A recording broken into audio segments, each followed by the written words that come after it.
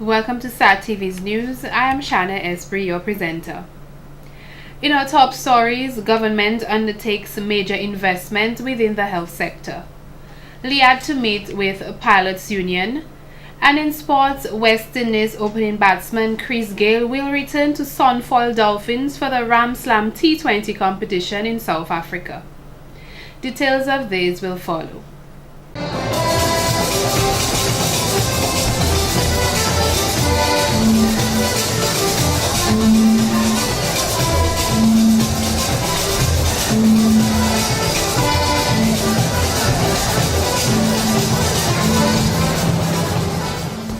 Liad, the Caribbean airline, has held discussions with the pilots' trade union LIALPA following the industrial action that left several passengers stranded throughout the regional network. This resulted in only a limited number of flights being able to operate from Antigua, Barbados, and Trinidad. The company, indicating its willingness to address any legitimate issues, met with LIALPA on Wednesday, November 6, in an effort to discuss the union's concerns. However, the company said it had not been provided with the required notification of industrial action as required under its agreement with the pilots. The company remains hopeful that good sense would prevail and that there will be proper resumption of its services as soon as possible. Customers are, however, reminded to contact the following numbers to reschedule their travel arrangements. From Antigua, 1268-480-5582. Toll free from the rest of the Caribbean, 1-888-844-5428, and from Puerto Rico and the U.S. Virgin Islands, 1-866-549-5428. In other stories, the Republic of Korea has handed over the government of Dominica 3 new vehicles that will be used for protocol services. The vehicles will be managed and utilized by the Ministry of Foreign Affairs, were received at a brief handing over ceremony held at the Windsor Park Sports Stadium on Monday, November 4, 2013. H.E. Park Don-sil, ambassador of the Republic of Korea to Dominica, says the two countries have enjoyed fruitful relations over the years. He further pledged South Korea's continued support to Dominica and expressed satisfaction knowing that the vehicles will be used for protocol services. Honorable Alvin Bernard, Minister of State in the Ministry of Foreign Affairs, received the vehicles on behalf of the government of Dominica. Minister Bernard expressed gratitude and appreciation for the gifts and pledged Dominica's continued commitment to deepening relations with the Republic of Korea. Dominica and the Republic of Korea established diplomatic relations in 1991. In more news, Dominicans from various communities around the island gathered together to improve something in the community that they were affected by.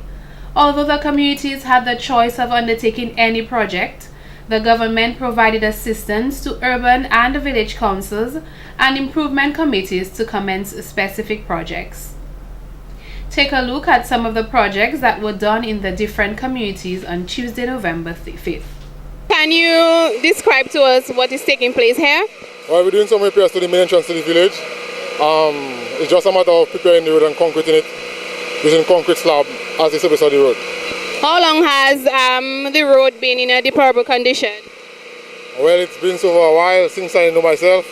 So why today? Why did you decide to start constructing the road today? Well, the aim of the council right now is to see if we can have quality roads throughout the entire village. So it's at the front of the village, and then we're going to work our way around. Mr. Bertrand said once funds are available from the government and the village council, they intend to pave the roads of the entire village of Dubla. In another bend of the Dubla community, 6 houses were constantly being affected by heavy rain, which hindered the commute to and from their homes. And that part of Dubla we call it Lagon. And we have a problem that whenever it rains, the water coming out from the highway, whenever it rains we cannot cross. Because of the volume of water that's coming in, we can't cross. So we decided to build a box culvert to allow us access to the other side when it rains. And how many people currently live in this area? Well, we have 6 houses on the other side. We have 6 families on the other side. and we just trying to help ourselves. We're currently in the village of Tebow. Okay, can you tell us exactly what project you're undertaking today? This project is about doing the beautification and so, because usually when you put the garbage there, you have dogs and animals scattering it. So the village, the outlet of Tebow, which is Pauline, undertook that project there. So what exactly are you building? It's a garbage collection. The community of Tebow also tried to conquer a drainage issue that they have been experiencing for quite some time. You're saying that you're working on some drainage in the community. Can you tell us more about this? Yes, what happened is here especially, the drainage block here and somewhere down there. So every time it rains, we have all the water from up there coming down and usually cross the road and it goes down there. But now that part of the road also is not completed, have not been done. Actually, last time when they did the road, they stopped right here. So we are trying to fix up the drain from up there to come down, and hopefully we can cast as much as we can do today. So how much work do you think that you'll be able to get done today? At least 80% of it today. At least 80%. I'm hoping to get everything done, but I know for sure at least 80% today. The community of St. Joseph constructed 3 garbage bins which they hope will alleviate the litter issue that is experienced within the community. Okay, today we see that you're constructing a garbage bin. Why did you decide to do that for your community day of service in the village? Well, we think that garbage collection is something real primordial, because, for example, at times we realize that people tend to put the garbage in different places, make the community look, how should I say, dirty, right? So we decided to renovate the existing garbage bins we have, well, concrete garbage bins, and to construct one on the highway where we realize that people are also dumping garbage. Okay. Do you think that one garbage bin would help to alleviate the littering issue in the community? No, one definitely will not help. That's why we decided to construct 3, because we are working on one right there, and one in a spot they call Otrobando, and also on the highway. Right, and in future we intend to build one in Polasus. The Canefield Urban Council also took the time out yesterday to enhance the entrance to the community center and the post office. The residents of Silver Lake devoted their time into building a step that leads to the playing field in that community. In other news, Prime Minister Roosevelt Skerrit, in his address to Dominicans at the National Day Parade on Sunday, November 3rd, said new medical equipment is expected to arrive in Dominica within the next few weeks. He made mention that plans for the new Princess Margaret Hospital are high on the agenda of the government. The designs are currently being reviewed by health personnel and advisors to ensure that the new hospital, when it is finally delivered, meets our expectations and requirements. Meanwhile, since the announcement of government's intention to purchase some much-needed equipment, we have been engaged in ensuring that these pieces of equipment become available to the people of Dominica in the shortest possible time. Additional pieces of equipment have also been recommended, and resources are being sourced for the purchase. I must report to you that by 20th December 2013, the new CT scan machine should be delivered to the Ministry of Health.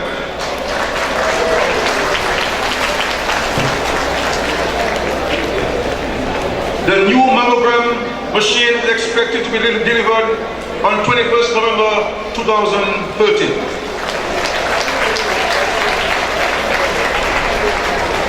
A gastroscopic and colonoscopic system is expected to be delivered by 15 November 2013. The procurement of a surgical towel laparoscope is expected to begin by 25th November 2013. And government has allocated $1.5 million for the purchase of an MRI. Mr. Skerrit explained that all these pieces of equipment, together with the construction of the new hospital, seeks to ensure that better health services are provided to Dominicans. In entertainment, the Good Hope Village Council, in collaboration with Kubuli, has taken the initiative to plan a weekend of activities with the hope of uniting the community. The theme for this year's activities is seeking to reconnect and promote unity and togetherness in the community. Mr. Achilles Grove, chairman of the Good Hope Village Council, is urging all Dominicans to attend the festivities which began on Friday, November 8th and the climaxes on Sunday, November 10th. Okay, on Friday the 8th we have a local artist night, and at that night we're going to promote our own local people from the community who have the talent. We're talking about people like the Song Masters, Keyshawn, Sunil Flora, these guys to come out and show off their talent. We have a few guest performances from the neighboring communities like Petit Soufrier and Castle Bruce. Like we have the Castle Bruce Laco Cabwit, and we have our own Black Devils from Good Hope that will be performing. I think a lot of people want to see them perform. Dr. Miguel Labadie and King Dice will also be the highlights of Friday night's performances. On Saturday, it's the Koboli Big Truck Jam and Fish Night. As you know, Good Hope is not very far from Saint-Sever, and we are notorious for fish and very tasty fish. So you can come down there and expect to eat fish, all sorts, charter water, wiggle water, you name it. Sunday climaxes the event with an ecumenical service where the two eldest persons within the Good Hope community will be recognized. We are also going to give out some plaques to deserving people in the community who have worked hard in various fields like community development, education, culture, to name a few. Okay. And Mr. Grove, we know that normally when we celebrate feasts that there are fees. Are there any fees that people have to be aware of throughout the festivities? Well, no, there are not going to be any fees. The whole idea is to bring people together. And I may have forgotten to highlight that Sunday, we have declared Sunday as Family Day. And then we're encouraging people from Good Hope who are living in Rose or neighboring communities to come up to socialize and to participate in the service and the gathering that we'll be having at the resource center. So Mr. Grove said the whole objective of organizing this event is to raise money for various projects within the community, including furnishing the resource center. My wife is not there, not because she boycotted the parade.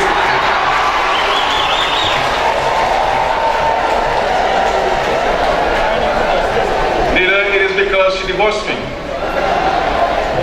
She's out of state, and I'm sure she's watching me as I'm about to deliver this address this afternoon. The National Day Parade of Uniformed Groups, which took place at the Windsor Park Sports Stadium on Sunday, November 3rd, was a success in spite of talks of boycotts throughout the independence season. Honorable Julius Timothy, Minister for Health, said the numbers at both parades throughout the independence celebrations were a rejection to calls for boycott of the activities. The parade included 7 platoons, 2 comprising of police officers, 2 cadet corps, 1 each of fire officers, prison officers, and the music lovers. 17 deserving individuals received the national award during the event for the influence in the development of Dominica.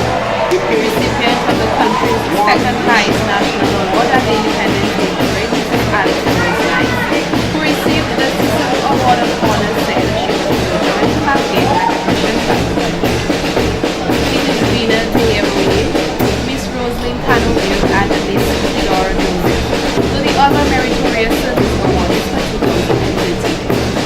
Services Medal of Honor were given to Mr. Arlington James, Mr. Charles Walters, Mr. Davidson John, Mrs. Rosetta Fable, and Mr. Joseph Prince, among others.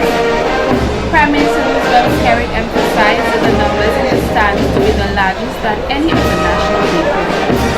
The parade marched off from the stadium onto River Street, ending at the police headquarters.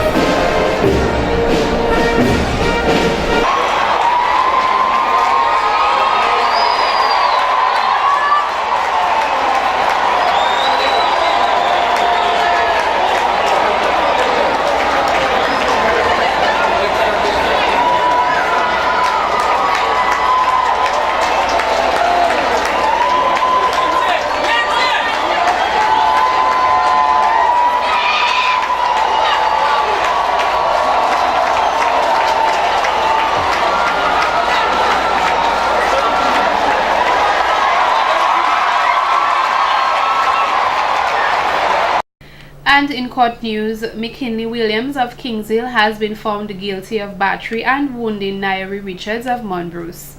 According to Richards' evidence on 16th March 2013 at Back Street, Kings Hill, Williams approached him asking for the keys to his bike, which he said Richards and his friends had taken. After telling Williams he did not have his keys, the abuse began. Richards said Williams hit him several times over his body, including his head and waist, with a pickaxe handle. He had attempted to run away, but Williams and 4 other of his friends gave chase, eventually catching up to him, surrounding him with stones, bottles, and a knife that one of Williams' friends pushed him against.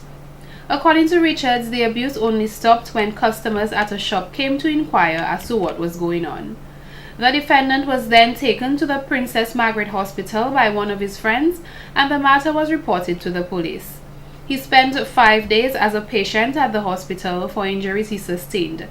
Williams was fined $1,000 for wounding, payable by 28 February 2014 or 4 months in prison, in default of payment, and $800 for battery, which must be paid by 31st December 2013 or spend 3 months in prison by default. Magistrate Lewis also advised Richards to seek compensation for his injury in the civil court. In more court news, Gifford Wright of Grand Bay has been sentenced to an 8-month prison term after pleading guilty to 4 charges, including theft. On 15th August 2013, Wright stole 4 loaves of bread at $7 from one vehicle and $15 from another. Additionally, he interfered with a vehicle without the permission of the owner and committed damage to a shifting glass valued at $100. The incident occurred at Pishley while the vehicles were parked along the main road.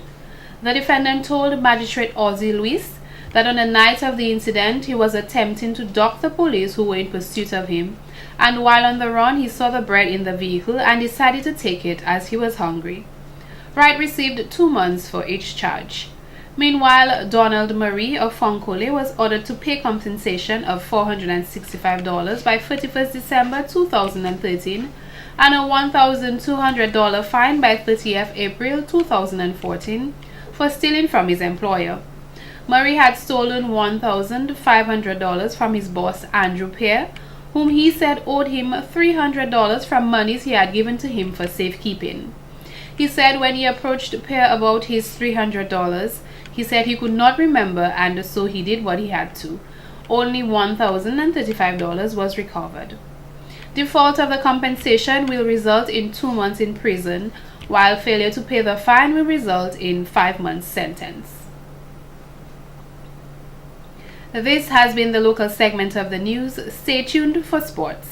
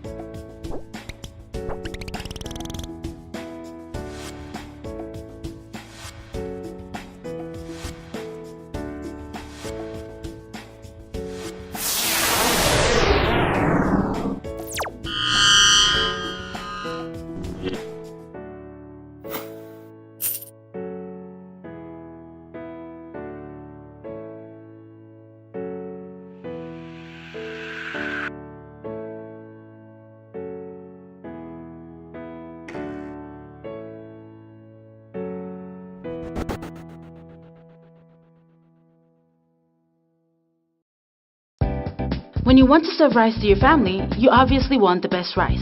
Caribbean cooks right and tastes great. Available in a variety of sizes for you to buy as much as you want. You can buy white rice, parboiled rice, and Caribbean rice even comes in bags with handles for your convenience. And because you'll be buying it from Astafans, you know the price is right. Make Caribbean rice a must for your family. Astafans, right place, right price.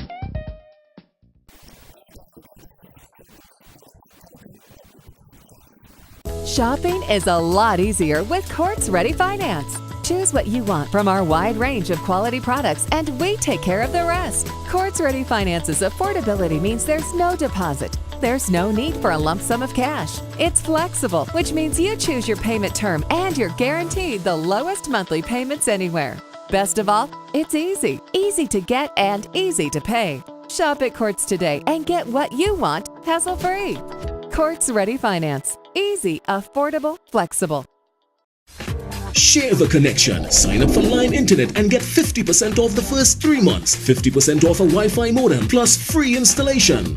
Don't miss this incredible value offer. Line, value every moment. Share the connection. Sign up for Line Internet and get 50% off the first 3 months, 50% off a Wi-Fi modem, plus free installation. Don't miss this incredible value offer. Line, value every moment.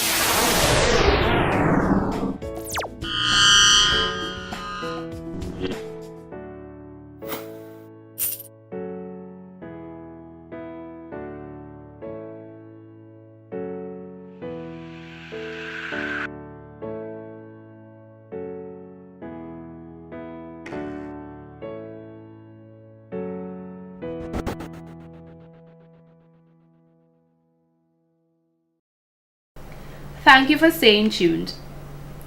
In our sports package this evening, West Indies opening batsman Chris Gayle will return to Sunfall Dolphins for the Ram Slam T20 competition in South Africa for 2013 to 2014.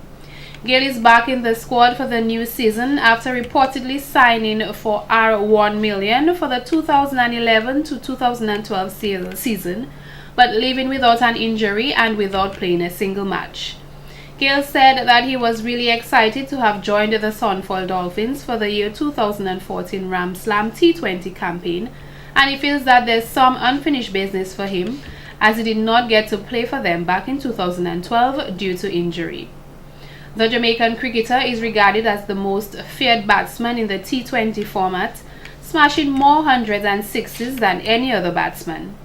He becomes the second overseas professional to join Sunfall Dolphins after Graham Onions. Gayle added that he is very much looking forward to working with Lance Klusener, head coach, and the rest of his team. In sports, India trailed the West Indies by 197 runs on the opening day of the first Test match, Kolkata. West Indies batted first and was bowled out for 234 after captain Darren Sammy won the toss and elected to take first knock. In the winning score of 234, Malan Samuel top scored with 65 and Shivnarine Chanderpaul added 26. Hiran Powell and Darren Bravo weighed in with 28 and 23 runs respectively. Bowling for India, debutant Mohammad Shami returned with figures of 4 for 71. Shami was ably supported by Ravi Chandran with 2 for 21. In reply, India reached 37 without loss when stumps were drawn. Dominican Shane Shillingford, who is playing in his first Test match in India, was out for 5 runs and has conceded 8 runs from 4 overs so far.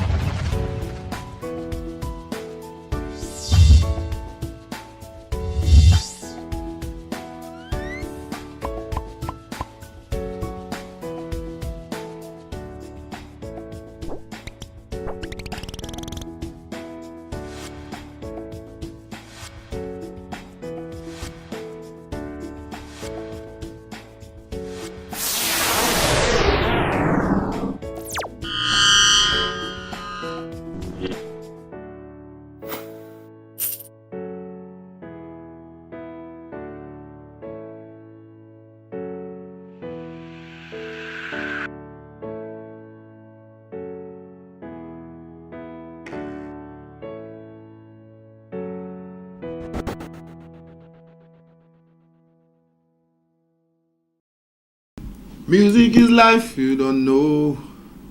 And I'm all set and ready to blow. I got some places out there I wanna see. It's gonna be irate, yeah. So put your hand in the air just for me. I want it up for the world to see, 'cause I wanted you and me's a fire. I'll bring the flame. It's gonna be irate, yeah. Boom, this is Mr. Nye, and you're listening and watching SAT Telecoms. Boom!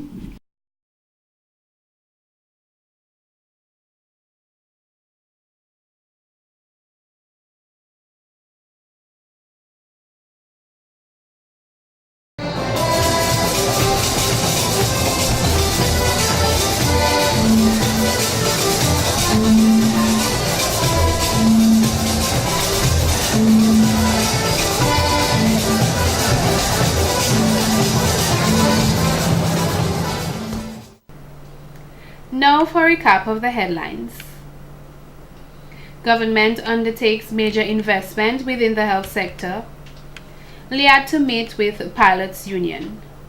And in sports, West Indies opening batsman Chris Gayle will return to Sunfall Dolphins for the Ram Slam T20 competition in South Africa. You have been watching SAT TV's news. We thank you for joining us, and we invite you to join us again tomorrow for another news package. On behalf of SAT TV's news production team, I am Shanna Esprit, wishing you a pleasant evening. Feel free to send your queries and comments to news@sat.dm. You can also join us on Facebook at www.facebook.com/SatTelecoms or follow us on Twitter at www.twitter.com/SatTelecoms. Remember, SAT Telecoms is the people's choice, and SatNet, a better choice.